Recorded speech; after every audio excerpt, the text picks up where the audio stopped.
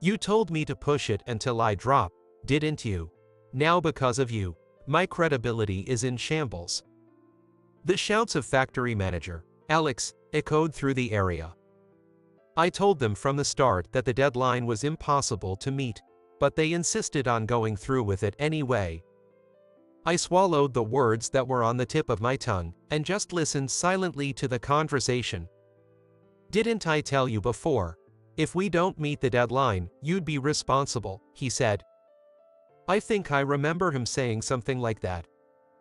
Alex's angry expression suddenly turned into a smile as he said, "You're fired as of today. We don't need old-timers who tarnish the company's reputation." Fired? That's just ridiculous. "All decisions are mine to make. You caused this mess, so don't make excuses." To silence me, Alex slammed his fist on the desk with force. I was prepared to take responsibility, but being fired was completely unexpected. I begged for mercy, but there was no changing Alex's mind. Crushed by a sense of despair, I headed to bid farewell to my subordinates, unaware that yet another shocking event awaited me. My name is Tyler. I was hired mid-career at a well-known car manufacturing plant. Although I'm nearing retirement, I believe I'm as capable as the younger employees. My wife, Emily, is always concerned about me not overdoing it, but so far, my health has been fine. We were never blessed with children, but our relationship is strong. We are known as a loving couple in our neighborhood. Though we've been married for a good number of years, it hasn't been without its challenges. We've had countless disagreements over the years. When the company I worked for went bankrupt due to poor performance, it was a particularly anxious time. Reflecting on all the hardships we've overcome, I am truly grateful to have married Emily. Many of my peers complain about their wives, and hearing them makes me realize how fortunate I am. Currently, I hold the position of department head at work, though deep down I'm not satisfied.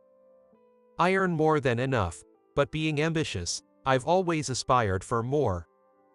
However, the company's policy requires a college degree for anyone to become a factory manager. Since my highest level of education is a high school diploma, I didn't meet the criteria. It's a frustrating rule, but there's nothing I can do about it. While my official title is department head, I am confident that I perform better than anyone else. In fact, I am often relied upon not just by my subordinates but by the factory manager as well. I handle scheduling and consultations on a daily basis, practically acting as if I were the factory manager myself. I have also earned the trust of factory managers from our client companies through my work. My life, both at home and work, has been fulfilling, and I had no significant complaints until now. This time, it has been decided that the current factory manager will retire upon reaching the mandatory retirement age. Consequently, a new factory manager will be appointed. His name is Alex. He is the son of the company president, and quite young. Although he graduated from a prestigious university, he lacked any substantial experience in manufacturing. His employment was clearly a case of nepotism. Possibly due to his graduation from a top university, Alex's pride is as high as Everest. He is an absolute egotist who looks down on everyone, including me, with utter disdain. Despite having no real-world experience as a professional, he refuses to listen to anyone else's opinions. People like you with a low education can't compare to someone like me from a top university. It was how he introduced himself at first. I was somewhat aware of the dangers of having an incompetent, prideful boss. But Alex's arrogance was beyond anything I could have imagined, making me wonder how such people even exist in this world.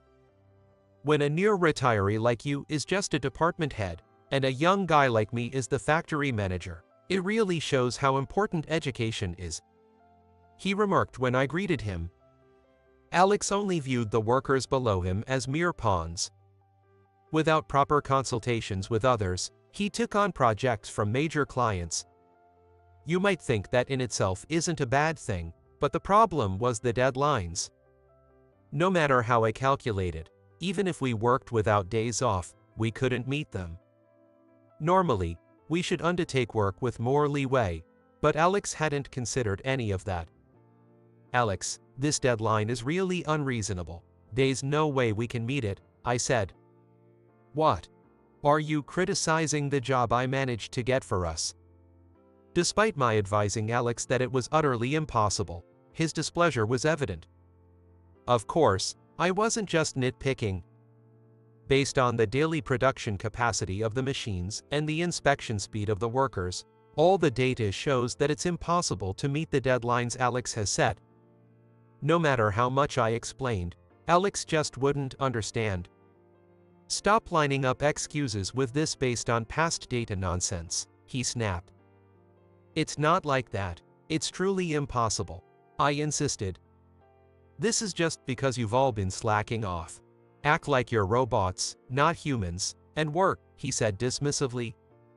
Facing Alex, who casually made outrageous demands, I felt a sense of despair. This was no longer about educational background. It was a matter of humanity. Despite my earnest attempts to persuade him, it all ended in vain. I had no choice but to do what was possible. I sought help from subcontractor factories and reluctantly asked my team to work overtime. I was filled with regret. The subcontractors and my team, knowing it was my request, willingly accepted. I was thankful for their generosity. Of course, I also tried my best to meet the deadline, working diligently. Feeling it unfair to ask my team to bear all the hardship, I stayed back and worked alone outside of working hours. Alex seemed indifferent even seeing this effort. Don't you dare miss the deadline I set, or you won't be forgiven, he said cheerily by my side as I worked silently. There was no notion of him helping out. Despite my repeated requests, he refused them all. Are you asking me, a graduate from a top university, to do menial machine work? He scoffed. Why is that considered menial? That's just prejudice, I argued. Don't get all red-faced just because I'm stating facts, he mocked. We really need more hands here, I explained. Stop relying on me, the factory manager, like that. It's pathetic for an old man near retirement to act this way, Alex said, laughing as he walked away. Dealing with him felt like a waste of energy. I gave up on getting angry or having expectations and focused solely on my work. I came home late into the night, often after the date had changed. I tried to maintain a smile so as not to worry my wife, Emily, but as one might expect from a spouse of many years, she could still sense the fatigue I couldn't completely hide from my expression. Hey, you've been looking really busy lately, are you okay? She asked. Just some unreasonable demands from the new factory manager. I'm okay, I assured her, though I seldom complained about work to Emily. I didn't want to worry her too much. However, seeing the fatigue I couldn't conceal, she couldn't help but care. We faced tough times before. I'll get through this with some grit, I said, mixing in a bit of bravado as I made a small fist pump. Emily looked unconvinced, but sighed and said, just don't overdo it. You're not young anymore. I understood the difference between doing one's best and overdoing it.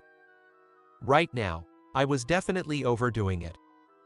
If I were merely doing my best, Emily wouldn't be this worried. Despite racking my brain, there was no sign that Alex would do anything about the deadline.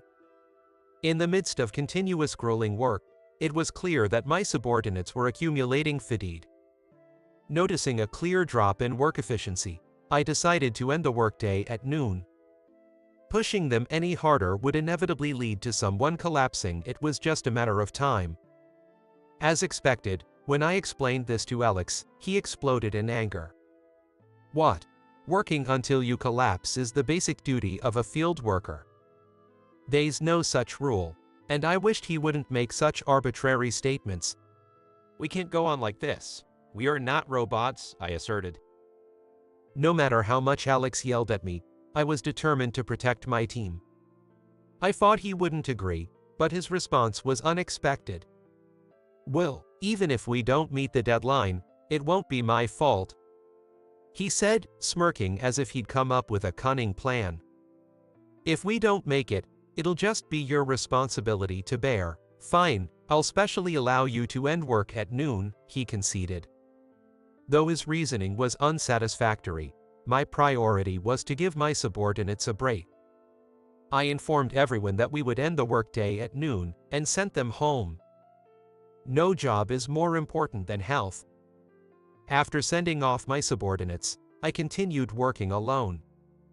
The fatigue had accumulated to a point where sleep alone wouldn't cure it. Emily, as always, was the one who witnessed my state up close. Trying to alleviate my exhaustion, she went out of her way for me. One day when I came home, she had prepared my favorite dishes and some alcohol, waiting for me. Seeing the lavish dinner table, I wondered if it was some sort of anniversary. "You've been really tired from work recently, haven't you? I thought I'd do something special for you," she said. "Emily, thank you." I managed to say that, moved by her thoughtfulness. Holding back tears, I reached for the food laid out on the table. Fried chicken, steak, Caesar salad, and creamy soup. Each dish was a favorite of mine. "Have a good drink tonight," she urged. I don't usually drink much, but I figured tonight was an exception. I downed the whiskey Emily poured with gusto. Perhaps the alcohol loosened my tongue. I found myself unexpectedly venting about work, something I don't usually do. Most of my complaints were about Alex, the new factory manager. I spoke about the impossible deadlines he set, his high-handed speech, and his attitude. Driven by the alcohol, I let out all my grievances. Emily silently listened to my endless rant. When I finally paused, she asked, "What's his name?" "Alex, Alex Barker," I replied. "Alex Barker." Emily murmured, her expression thoughtful as she repeated the factory manager's name. I wondered what she was thinking, but decided to let it go, and took another drink. Grateful for my wife's care, I resolved anew to do my best at work. Yet, despite our best efforts, we couldn't meet Alex's deadline. The delivery was significantly delayed. We had done everything we could. If that wasn't enough, there was nothing more to be said, as both the employees and I had given our all. Still, even with that understanding, Alex was not satisfied. I was summoned by Alex and subjected to a barrage of abuse. "You told me to keep going until you collapsed, didn't you? Now because of you, my trustworthiness is plummeting." Despite me saying from the beginning that it was impossible, they went ahead anyway.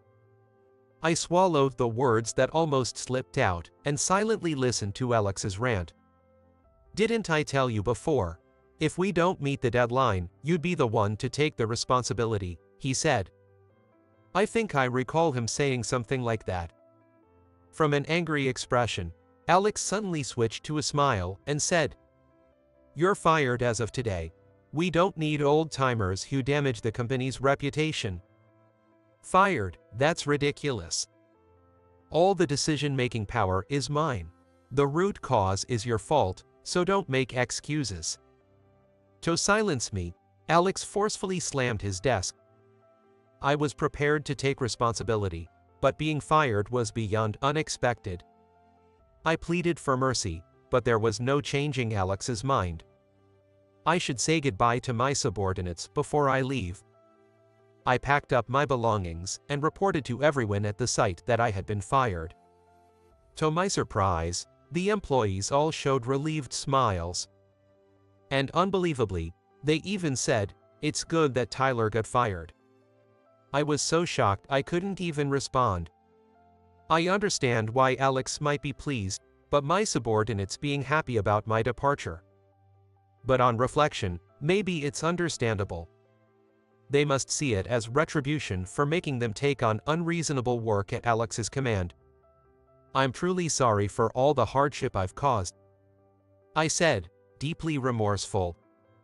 As I was speaking, Alex approached. Does he still have more to say? Bracing myself, he began to speak unexpectedly. Don't leave yet, you're coming with me to meet with a client. What? We're going to apologize for this mess. You're the main cause of this mess, after all. Having my last task be an apology felt unsettling, but there was no choice. According to Alex, the client's CEO, Mr. Johnson, wanted to speak with me. Wondering what he wanted to discuss, I got into the car Alex was driving. Useless old man, make sure you apologize sincerely. Alex made irritating remarks as he drove, and I stared out the window in discomfort.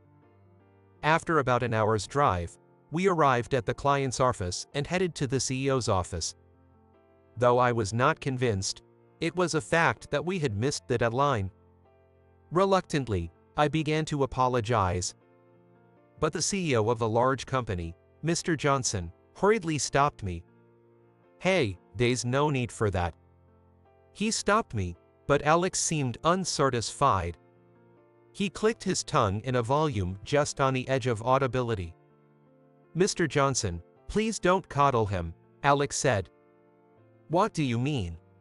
The responsibility for this mess lies entirely with this man, Tyler. Is that true? Yes, it is. Come on, useless old man, apologize. Alex seemed almost delighted, as if there was nothing more enjoyable in the world. By the way, I've already fired him, so you can rest assured. Is that so? It's good that Tyler got fired. Right, the company only gets worse with him around. Now, we can scout him to our company without any reservations. Wait, what?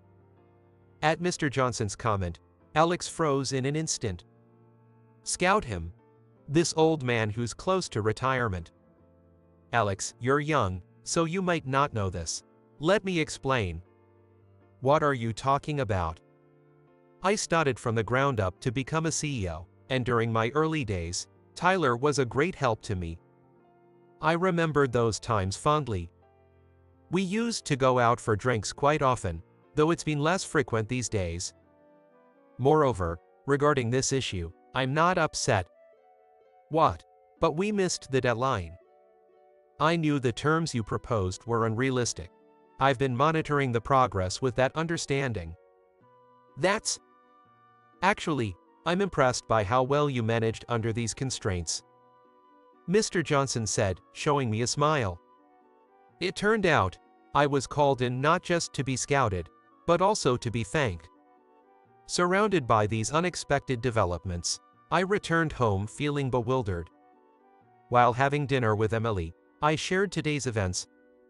Tomorrow, I think I'll go back to the company I was fired from to say goodbye properly. Didn't you already do that? It was rushed because I was called to the client's office. I want to say farewell properly. Then, as your wife, I'd like to come too. Why? That's the workplace where you've spent many years. I really want to go. I could see something like determination in Emily's eyes. It was rare for her to insist so strongly, given her usually reserved nature. All right, if you say so. Thank you, I appreciate it. The next day, I bought some small gifts at the department store before heading to the company. I handed out these gifts to each of my subordinates while saying my goodbyes. Unexpectedly, most of them were teary-eyed.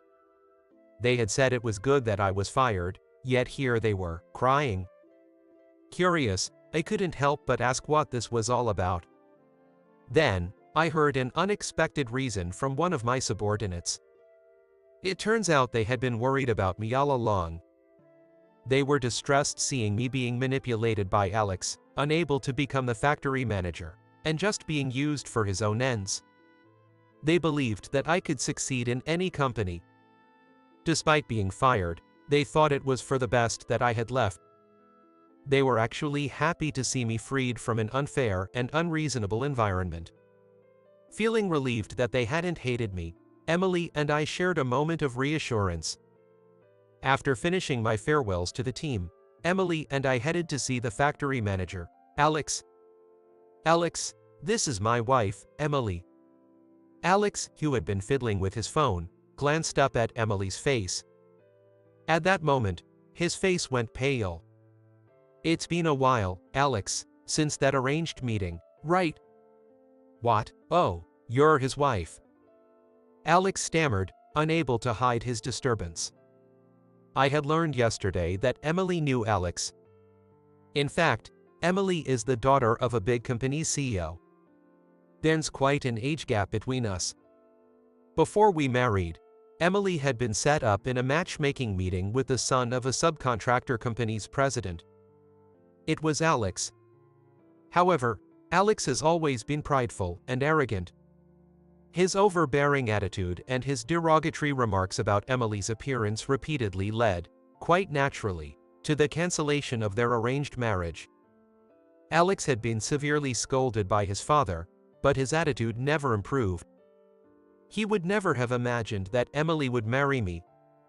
If it became known that he had been harassing the husband of a major company CEO's daughter, Alex's position would become precarious. I apologize for all the disrespect shown to your husband. Alex apologized profusely. But such actions had no impact. I overlooked your rude behavior during our meeting, but I cannot overlook the hurt you've caused to someone important to me. Please, forgive me. I will report this to my father. No. Anything but that.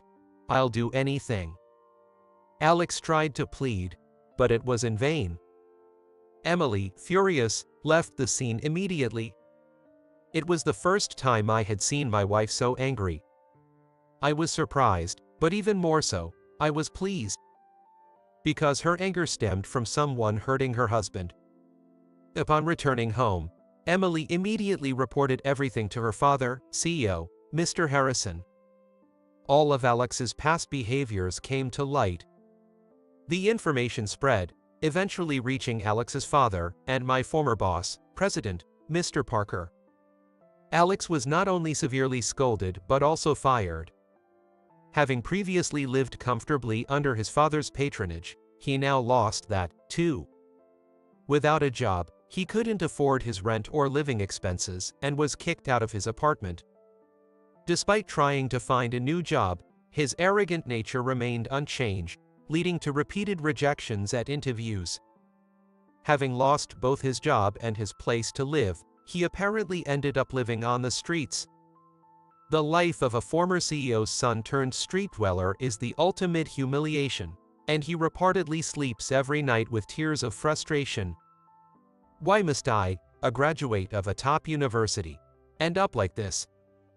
It's a fitting end for someone who treated people like tools and handled them carelessly. Meanwhile, I started working at a company that had scouted me from my previous dealings. Here, unlike my former company, a college degree is not necessary for advancement. Using my past experience, I quickly rose to become a factory manager. I was entrusted with one of the major company's factories, and I successfully earned trust at my new workplace. Every day is enjoyable, and even my wife can see how happy I am. I'm really glad to see you so happy, Emily said with a genuinely joyful smile. Seeing her smile, I vowed to work even harder.